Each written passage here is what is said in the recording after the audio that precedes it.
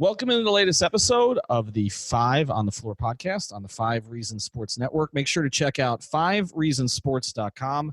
Totally free South Florida content, Heat, Dolphins, Hurricanes, Marlins, Panthers, and more. Also, you can find our YouTube channel there if you actually want to find 5 reasons to drink. I'm not sure why you would, but it's there too. And our merchandise, all of our merchandise, including all of our Tua shirts, but we also have 11 Heat shirts. We've got more than 50 items on there that you can go purchase. Also, I want to tell you about one of the great new sponsors of the 5 Reasons Sports Network, and one that is very appropriate for these times, and that's Greenview Construction. And this is a division of Greenview Construction called Making America Clean Again. Yes, the acronym is MACA. MACAinc.net is where you can find them. And this is what you need if you need your place cleaned and sterilized. And don't you these days with what's going on with COVID and everything else? You want to get that certificate for your window. Basically says, this place is okay to come in, because I think people are going to be asking that question when all of this passes. And you can get a certificate for bacterial, viral, fungi, mold, and more. This is professional cleaning, sanitizing, disinfecting, and sterilization services for a wide range of residential and commercial properties. They can do overnight. They can also do permanent. So make sure that you go get your property cleaned, maintained, sterilized, all of that good stuff. Go to macainc.com. Macainc.net. Macainc.net. MACAINC.net. 855-561-6653. That's 855-561-6653. And now, today's episode. Welcome to 5 on the Floor, a Miami Heat and NBA podcast from Ethan Skolnick with Alphonse Sidney, a.k.a. Alf954. Brought to you by the 5 Reasons Sports Network.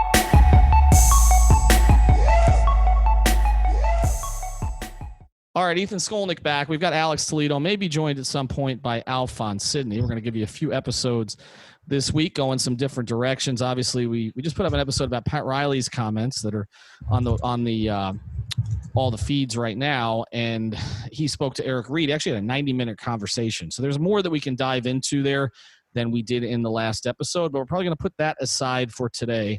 And instead, we're going to talk about one of our favorite people, Alex, Paul Pierce, who has a job with ESPN. I'm not sure why.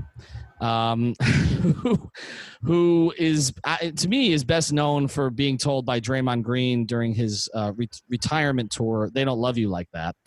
And he scored no points with no rebounds and no assists in his last game. Also was vanquished by LeBron James and the Miami Heat, but won't seem to give them any credit, and still holds a grudge against Ray Allen for reasons that I don't really understand. Did I miss anything? Oh, you forgot them kind of thinking of themselves as the modern bad boy Pistons. And, the whole thing with him maybe shitting his pants during a game. Maybe. Allegedly. My bad. Allegedly. Yeah, we don't know if that's actually true. Well, he did ask for the wheelchair, right? Like they had to get him the wheelchair to get off the court. Now, Dwayne Wade needed a wheelchair, right, when the shoulder. So we don't mock it too much, but it's quite a moment. Paul was a little bit over dramatic. I mean, Paul was actually a great player and did play at LeBron even in a lot of games. For a while, I think they were actually even up in terms of win-loss against each other. So, I mean, Pierce's statistics weren't as good as LeBron's, but they won a lot of those games, So anyway, here's what he said. After Pierce got the help. After Pierce got the help, of course, right, exactly. After Pierce got the help. And then, of course, he went to Brooklyn. No, he wasn't winning anything before he got those guys there. No, and then he went to Brooklyn, and it didn't end up working out quite so well. Of course, they beat the Heat 3 out of 4 times during the regular season. Remember that? And then Miami went in and beat them 4 out of 5 in the playoffs. So here, Paul Pierce appeared on The Jump, which is ESPN's primary basketball show, and he was referencing Pat Riley's comments, and he said, if the Miami Heat is close, that means every team in the NBA is close. I don't think they're close. Let me tell you when you're close. You're close if you have a top 5 player playing on your team. That is the main ingredient. I say this, and I'll always say this, with the exclusion of the Detroit Pistons, who won in the early 2000s. Think about the contenders today. The Lakers, who have an MVP candidate. Milwaukee with Giannis, an MVP candidate. Houston Rockets with James Harden, a top 5 player. Those 3 guys are top 5 players. I might disagree on Harden, but anyway. The Clippers, they got Kawhi and Paul George, a top 5 and a top 10 player. Those are the only 4 teams, I believe, that can win the championship this year, because that is one of the main ingredients. You can go back as far as 20, 30 years and see every championship team or team that has been a champion has had a top 5 MVP candidate on their roster. No disrespect to Jimmy Butler. He's good, but he's not on these other guys' level. He said, okay, and then Kendrick Perkins, who I don't know what has happened here. I don't get it, Alex. When did Kendrick Perkins become a Heat lifer? Something has he been promised a front office job? Because first he put Riley in Spoelstra. Well, I hope not too. You have to play for the Heat, I think, to be a front office job these days. But first he had Spoelstra and Riley in his top 5 all-time coaches. He's basically been riding with the Heat on everything lately, and then he said, I've got to ride with Pat Riley on this one. You think of the Miami Heat, and the team they have right now is the 2004 Detroit Pistons. They don't have a top 5 MVP candidate. When I'm looking at this Miami Heat team, I wouldn't have been surprised if they came out of the East this year. Not me. I thought they had the pieces. I wouldn't have been surprised if they beat the Bucks, which we're going to talk about today, in a 7-game series. Are they close? Yeah, I think they're close. I'm a big Eric Spoelstra fan. I think he's one of the best coaches in the league. He's one of my all-time favorites in my eyes. When I'm looking at this Miami Heat team, you need an elite player. Do you need a top 5 player? No. I think they need an elite scorer. If they can pull off a trade and keep Bam and Jimmy and get back a Dame Lillard, yeah, that would be nice. That gets them over the hump. All right, so let's evaluate the comments here, because we've got 2 former Celtics that are arguing. Pierce's comment on its face is not crazy. No. Historically, right? Very few players have won championships as the best player on their team over the past 20 years. Does that comment make sense? In other words, okay, so who are the players? LeBron, Duncan, Wade, Shaq, Kobe, KD and Curry, one or the other, right? Kawhi. And Kawhi, I think you give the last one to Kawhi. Oh, there's right? Alf. I didn't even notice he came in. Oh, there he is. Okay. Give the last one to Kawhi. We're talking about Paul Pierce. Okay. So it's a very short list, like, right? I mean, there aren't a whole bunch of guys. And you can even make the argument with Durant or Curry that, well, probably Curry has, but Durant, you can make the argument that maybe he hasn't, unless you want to give that championship to him. So I understand what Pierce is saying, and all of those guys at the time were pretty close to top 5 players, right? Wade was sort of on the verge of it. LeBron was. KD and Curry were, right? Kobe was. Dirk. Shaq was. Dirk. I think Dirk was, right? I think that's fair at to that say. time. At that time, 2011. It wasn't his best season, but I think he was close. No. But the way he played in that playoffs was incredible. But Kawhi was not, though, right? And Duncan was not for the last one against the Heat. So 2014, was Kawhi a top 5 player at that point? No. No way. As a collective, yeah. But that cuts against Pierce's argument. You understand what I'm saying? Like, because Pierce's argument is that you need a top 5 player at that time. Now we can quibble about, right? That's an interesting way. Did the Celtics have a top 5 player? Okay, that's the one. I think Garnett was a top 5 player that year. Yes. No, not in 2008. Garnett was a top 5 player in the league. Garnett was top 5 in MVP. He wasn't far. He was nice. Look it up. That injury. Garnett was a top 5 player in the league that year. Yes. I don't think. I mean, I could. Yeah, he might have been Here, in the I'm MVP gonna- vote because of the record, but I don't consider him a top 5 player. Let me look at it. Hold on, I'm gonna look at it. I'm gonna see where he placed in there. Let's see. We've got 2008 NBA MVP voting. There's no question in my mind he was top 5 right now. No question. I mean, he. Hold on. We're gonna look at it. It was 2007, 2008, correct? Mm-hmm. All right, let's see. No, 2000. It's 2008, 2009. I'm looking at 2007, 2008. The order was Kobe, Chris Paul, Kevin Garnett, LeBron James, and Dwight Howard. That's a pretty good case. and only 3 guys got 4 guys got first place votes. LeBron got 1. But the top three, Kobe got 82 first place votes, Chris Paul got 28, and Kevin Garnett got 15. I mean, clear separation. I mean, I think it had more to do. To me, the MVP vote had more to do with the Celtics record and how he was also Defensive Player of the Year that year.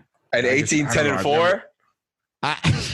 Yeah, 18, 10, and 4. Alf, I think you're quibbling on this. I mean, I'm looking. I'm looking at the rest. Yeah, of Bam isn't a top 5 player in the league. My thing is, if this is Paul Pierce's argument, like his one championship came with a team that might not have had a top 5 player in the league at that time. I mean, if you finish top 3 in MVP, though, that's a pretty good player. That doesn't mean. I mean, Derrick Rose won an MVP. But who was better than? Okay, if he wasn't top 5, who beneath him was? Okay, you had LeBron. Who was 23 at the time. Dwight Howard, Amare. I don't think there was any point where Amare was better than Kevin Garnett. Tim Duncan at age 31. I'm going through the MVP. Tim Duncan was better than Kevin Garnett at age 31. Yes, I don't think so. Absolutely. At 31, I mean, he was McGrady at 28 and Steve Nash. Tim Duncan was a viable player 7 years after that. Okay, could we say that if we're not going to say Garnett was top 5, which I think he's an elite player. He was an elite player. He was pretty damn close to top 5, right? I mean, that team won 66 games, didn't they? And he was the best player. But that was because of the team they had. It wasn't because of Kevin Garnett. I'm just saying. But it was him and Allen who came there that year, and he was miles better than Ray Allen at that point. I'm just saying, it goes against Paul Pierce's case because I think they were. Their team was better as a collective than it was because of just Kevin Garnett. But if they were better as a collective, they had a better number 1 than the Pistons team he's talking about, which was 2004. And we agree on that. They had a better number 1 than who was the number 1 on Billups, Hamilton, or Rashid. Okay, they had a better number 1 than that, and they had a better number 1 in my view than the 14 Spurs that beat the Heat because Kawhi was not a Kawhi in 14 was not a Kawhi at. Yes, when he won with the Raptors, he was. But when he won that last year with the Spurs in 2014, he was not at Garnett's level of the 2008 Celtics. I don't think you can make that case. I just don't. I mean, Kawhi came into the playoffs as considered to be their 4th most important player, and then he won the NBA Finals. That was just on his playoff performance, right? And I think that the guy that you would have to compare to Garnett there was, again, Duncan. Was Duncan comparable to Garnett in the 08 year? During that 2014 championship, I don't think the numbers were as gaudy. I don't think he finished as high up in the MVP rankings as Garnett did, and I don't think he won Defensive Player of the Year. So maybe the Spurs are that quintessential collective team. The thing is that the difference is they have a bunch of Hall of Famers on the team. Yes, that's the difference. But they had Hall of Famers who were either before their prime. Right. There was nobody in their prime. Garnett was 31 at the time. He was pretty close to in his prime. I mean, he just sort of nudged out of it. And Patty Mills. Right. What about Patty Mills? Or Dior. It was a good team. It was a great collective team, I think. But it was not. Okay. Anyway, I think that makes Pierce's case to a certain point. It doesn't happen very often where a top 5 player is not on the team. I understand what he's saying. But I think we got to evaluate this. I think he's being dismissive of some of the pieces that the Heat have. Do we agree on that? I'm not – they don't have a Giannis. Jimmy's not Giannis. Bam is not Giannis at this point. They're not LeBron. But I also think that they are closer in a lot of areas than I think he's giving them credit for. Because they have a lot of the pieces that you need to win a championship these days. They have shooting. They have a proven playoff performer in Jimmy. They've got a versatile big who can't be played off the floor. Now, what are they missing? They're not elite defensively. And I do agree with him that they probably need one scorer. They need someone who's a better scorer than Kendrick Nunn, right? Because we never talk about him, I feel like. But he's their – I mean, is he their purest scorer right now, Kendrick Nunn? As a pure scorer. I mean, I would have to. He's their most aggressive scorer, right? Probably, right. Him and Hero.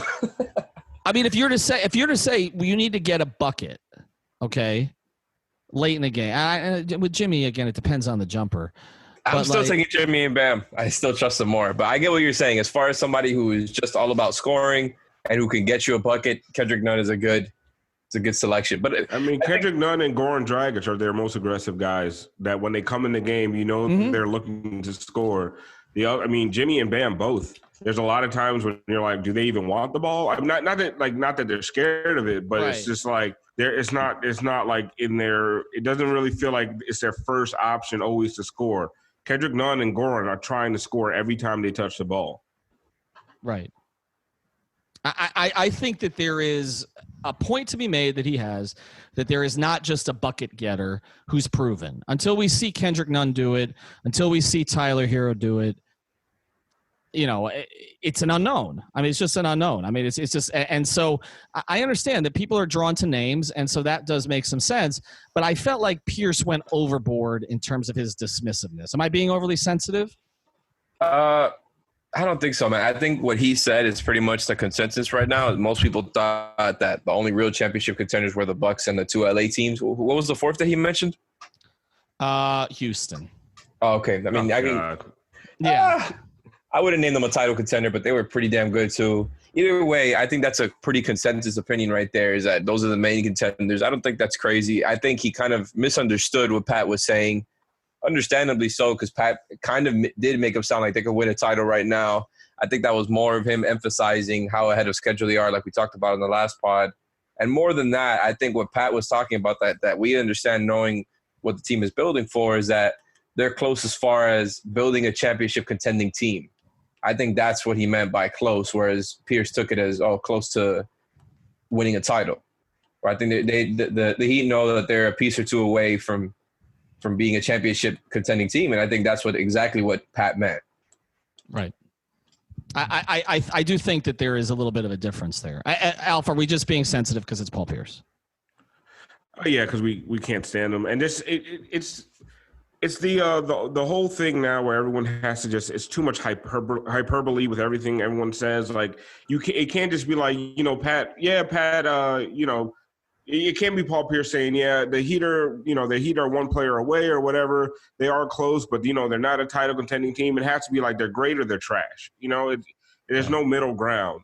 What I think we all understood what Pat to be saying is that they've built a good foundation and that they've made their team an attractive place for either free agents and also to develop their own players. I don't think Pat was saying that they were gonna win the championship this season. But you have to come out, be a hot take guy. And Paul Pierce has kind of mastered the hot take, where it doesn't matter if you're right or wrong. As long as you say it loud enough, you're going to get tweets and you're going to get headlines and you're going to get clicks and all that crap. So, yeah, I mean, I think we're being a little bit sensitive because it's a team we cover and there's not a lot of news. But at the same time, Paul Pierce says these things the way he says them to get a reaction, and he's actually gotten pretty good at it. Are we surprised that Kendrick Perkins has become a Heat lifer? Where the hell did that come from? I don't know. Like, right? He loves Eric Spoelstra. Like, he loves the Heat. He probably always wanted to come down here and play. Like, you could see him being an Eric Spoelstra type of guy, right? Oh, yes. God. Right? Yes.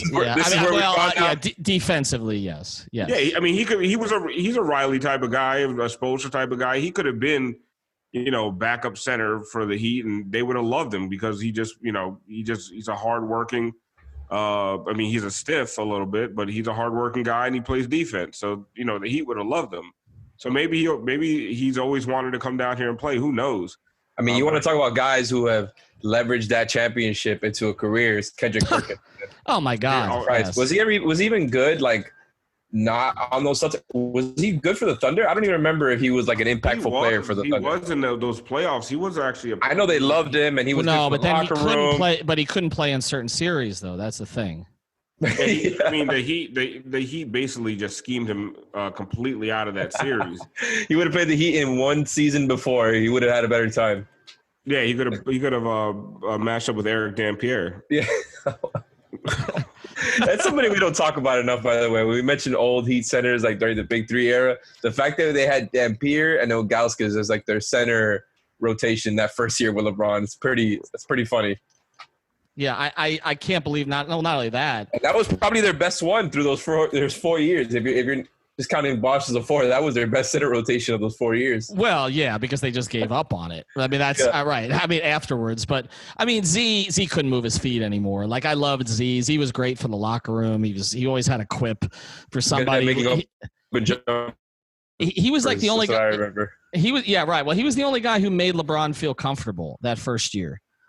So that's that was I think that was a big part of it. I remember the conversation I had with LeBron, and I wrote a piece on it where he talked about how lonely he was that first year. That he just missed having his kids in the pool. Like, he talked about finally getting his kids down to come in the pool, and because he didn't really know where he was going in Miami. Like that was sort of an untold story for a lot of that year. It wasn't just that he was a villain, but he was like a villain on an island. I mean, he didn't feel. I mean, yes, he had LeBron, he had Dwayne, but he was sort of getting comfortable with Bosh. They weren't really at that stage, so it's and then the rest of the team, like he was trying to sort of get one for the old guys on the team. I remember him telling me that.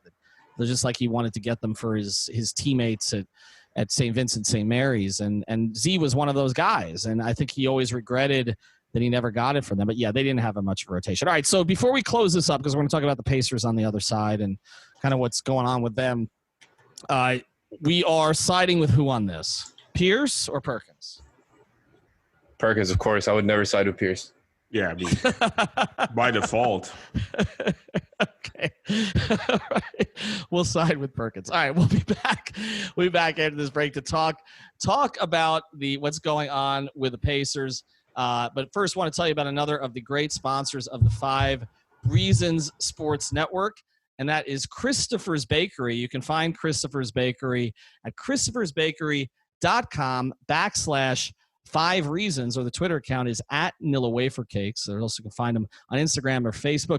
It's named after the brother of Courtney Harris, who unfortunately died from a seizure at just 11 years old. And so they've partnered with Miami Children's Hospital and set up a fund. That's right. All of our sponsors are local. They've set up a fund where they donate a portion of the sales to epilepsy neuroscience research, since that's where Christopher spent much of his life. The signature product is a vanilla wafer cake created by Courtney's father over 30 years ago. It's delicious. I got it with the chocolate chips. I just ordering another one today. I got to finish that up when we get off of here. And here's how you do it. christophersbakery.com/5 Reasons. Use the code 5 Reasons. Spell it out. FIVE Reasons for 15% off every item. And yes, they deliver to South Florida, but also to other places around the country, and they will resume hand delivery after the entire COVID ordeal passes. So again, it's christophersbakery.com/5 Reasons, spell it out, and then the code is 5 Reasons. All right, let's get to this. There was an interesting piece. Was it The Athletic today that it came out in?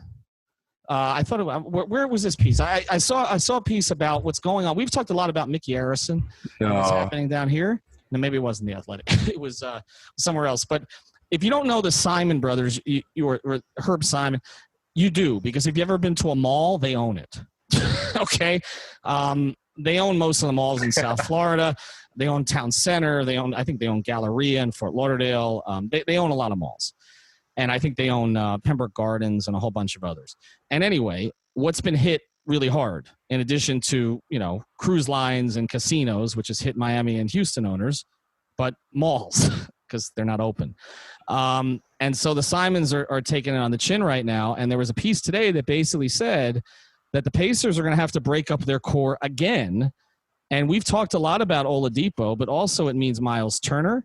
And I just want to throw this out there. Let's look at real quick here. Let's look at Oladipo to start. Is he a player that, in your view, would put the Heat over the top, Alex? I think we have higher expectations for the Heat and what they can build than maybe the consensus we were talking about. But I think Oladipo is somebody who isn't as good as Beal. But I would happily take him on this team. I think he is exactly the type of player that they need. Maybe he's not a 100% perfect fit, but I think he's a two-way scorer, somebody who you can really depend on for you to get buckets. He's a very good defender when he's healthy, and he was on his way up, man. I know he last season he wasn't as strong. He was injured, and then he was injured for most of this season before he came back. I don't care. I think Oladipo would be a great acquisition for the Heat. Not as good as Beal. I maybe even like Jrue Holiday a little bit more, but I would favor Oladipo because of the age. And I think he's somebody that would fit right in and would make them maybe not right up there with the Clippers and the Lakers, but just under. Alf, what do you think? I mean, if you look at it like this, right? The Heat is currently constituted we consider them a second-round exit, maybe even a conference final team. If you switch out Nunn for Victor Oladipo, let's just insert him in the starting lineup in Nunn's position, because when you look at it, where else would he play? Because you're not taking Duncan Robinson out because of the way he spreads the floor. Is Victor Oladipo a better player than Kendrick Nunn? He is. Hell yeah. And he's a better defender. He's a better offensive player. He's a better three-point shooter. I don't even know. I don't know about the shooting part. He might not be he's not a better three-point shooter. But Victor Oladipo commands a lot of attention, and you put him on the same floor with Jimmy Butler and Bam, and then you have Duncan and Myers spreading the floor. Like, that's a really, really potent starting lineup. And if they were a conference finals team without Oladipo, with Kendrick Nunn, you switch those two guys, and then you have to say that they are at least top two in the East, and they are a finals contender. So, yeah, I mean, I love Oladipo. I love his game. Like, he reminds me of a smaller Dwayne Wade with the way he plays a lot of the times. Like, I don't think he's as good as Dwayne. I'm not being crazy, but I do love the way he plays. And when you look at where the Heat are, you put that kind of that kind of talent into that starting lineup. Like, yeah, it puts them into a different level, and it puts them right. And also it gives them another closer, which they need. Yep. Yeah, and that might be the biggest thing. He sort of developed that overnight with Indiana, because that really wasn't there with Orlando. I think what people are forgetting too. Remember, he was sent to Oklahoma City, and it didn't really work out, right? Like with him or Sabonis to some degree, and it only really sort of blossomed. Both of them definitely didn't work out there. Didn't work out, but it's worked out in Indiana. And the thing I love about Oladipo's game is that he can play both spots. I remember watching him in Summer League in Orlando as a rookie, and they were breaking him in at point guard. And so he's played it. He just reminds me of Dwayne in so many ways. He doesn't have the athleticism that Dwayne did, but in terms of the way that they broke him in, a lot of his demeanor, he kind of plays hunched over sometimes, which is weird to me. But I think that and the other thing about him is, I'm biased on him. He's one of the 5 nicest young players in the NBA. He's just like, we talk about Bam, like Victor Oladipo is right there. Like, he would fit the culture perfectly, like in terms of his mindset. Obviously, you've got the Crean thing, but we just had this whole conversation about who puts them over the hump.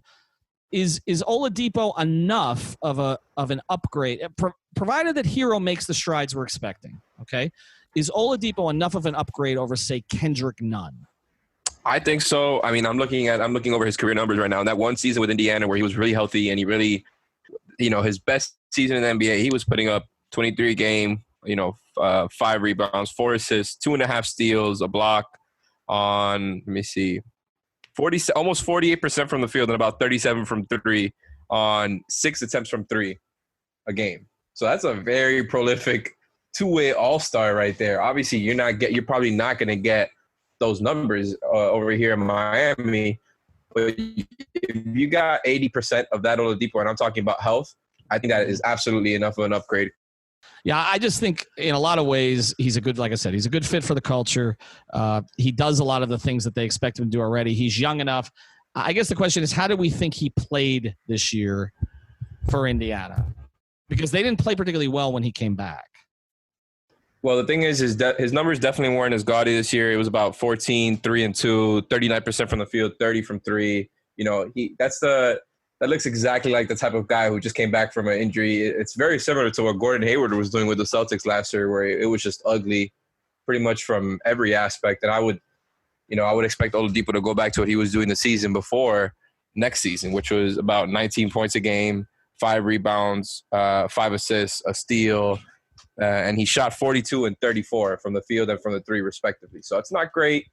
I think his burden and usage would be lower here. He would get easier shots because Jimmy and Bam do so much of the playmaking where he does.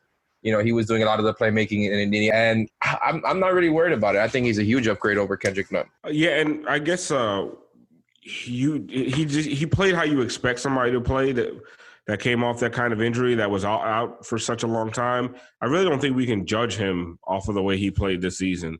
I think we just have to go back and look at his body of work and, the fact that when he was fully healthy, he was a pretty dominant player, a really good player in this league. So I don't think you can look at what he did this year and really take it seriously. All right, well, let's pivot to the other guy. And this one came up too, Myles Turner, who I think from a basketball fit would make a lot of sense next to Bam, although it feels to me like, I don't know, for whatever – he doesn't play particularly well with Sabonis.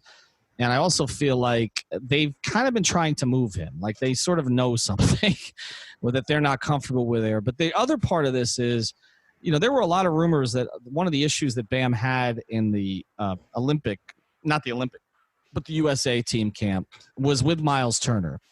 Mm-hmm. I don't know that 100%, but there was a lot of buzz. That was from Leif. Leif was saying that. Leif said it, but I heard it from somebody else too. It wasn't just there. It was somebody who was pretty familiar with what went on in that camp. And then we saw that Myles Turner didn't really play very well when he actually got the opportunity. And, of course, he Pop picked Plumlee over Bam, which a lot of people think like Pat called Pop and said, pick Plumlee over Bam to motivate Bam, as if Bam was motivated. What do you think of the Myles Turner fit? Well, I think it's an interesting one for sure. Oh, my bad. I'm sorry. I don't like it at all. I just don't think – I think they kind of exist in the same space. I mean, it's Myles at this point. Like it's anybody who's next to Bam I think they need to stretch the floor, and I really don't feel like Myles Turner does that. Not to the extent where you have to really respect it. I mean, I think Sabonis would be a much better fit next to Bam. I love Sabonis' game. I think he sets the best picks I've seen all season. I mean, he's one of the best screeners in the NBA, and he can stretch the floor a little bit, but a lot better than Myles Turner. To me, there's no fit here for Myles Turner and Bam. So it's interesting that you say that. I kind of have the opposite feeling about it. Not all the way. I'm not 100% sure on Myles Turner's fit or anything like that. I think it really only depends on how much you believe in him as a three-point shooter, because his three-point percentage was nice for most of his career, except the first season where it was 21. But then this season, the attempts went up a little bit by about an attempt and a half, 2 attempts per game, more or less. And the percentage dipped a little bit. It was around 33 this year from 3. And I think we need a little bit better from that if you're trying to fit a guy next to Bam. And that's the thing with Sabonis is I don't think of him as a shooter at all. I think of him as somebody whose game is actually really similar to Bam. Does a lot of the playmaking stuff, really mostly hovers around the post and the elbow, a lot like Bam. It isn't the pick-and-roll guy that Bam is, obviously, because he's not the athlete. But they have more of a similar game to me than Turner. I think Turner, if he's not hitting threes, would be a really awkward fit offensively. Either way, I think it would absolutely help their defense because it would take pressure off of Bam. And Myles Turner could do, he's a really nice defensive player, and I think the Heat obviously could use some help there. I might take a risk on that acquisition. Depends on what you have to give up, but that's one that I'm definitely taking into account. To me, neither of those guys really fit what the Heat need. Like, I know they're both nice players, and of course, you take either one of them if you could get your hands on them. But to me, the target has to be Oladipo. The other two guys, I honestly don't even like seeing another big out there that much with Bam in the first place. And if you're going to be a big out there with Bam, it needs to be Kelly Olynyk. It needs to be Myers Leonard. It needs to be a stretch 5, a guy who you have to respect from beyond the arc. And I don't think either of those guys really strike fear in your heart. If I was going to have to take either one of them, I would take Sabonis because I just like him more as a player. But to me, the target has to be Oladipo. This team I know a lot of people want them to go after a big. I don't know. I guess I don't see it as big of a need because I don't think there's going to be a lot of times, except against maybe Joel, that you're going to need a big. You're going to need a big like that. So I think it's fair. I think it mostly just has to do with the team defense. That's what I'm worried about. Yeah, the Heat play their best ball with Bam at the 5, in my opinion, and a lot of guys who can stretch the floor. So to me, those two guys don't make a lot of sense. Ethan had to duck out. I think he had a college Zoom call he had to get on. So as old as Ethan is, he still has college buddies, which is really cool, man. To go to class. Ethan had a class. He has a paper due, and they're working on it tonight. But anyway, so we're going to sign off here, guys. Thank you for tuning in. Please check out all of our sponsors, especially Seltzer Mayberg, who's always supported us. Check out everybody. Apollo Leaf, Christopher's Bakery. That Nilla wafer cake sounds awesome. 15% off with the coupon code I really need to try. I need to try one of those because I'm starting. Shout out to Apollo Leaf. Got some CBD gummies. Been using them since they came in. Did you? I did. I was showing them on the streams. No wonder you've been in a better mood lately. All right, guys. We'll talk to you next time. Thank you for listening to the 5 on the Floor on the 5 Reasons Sports Network.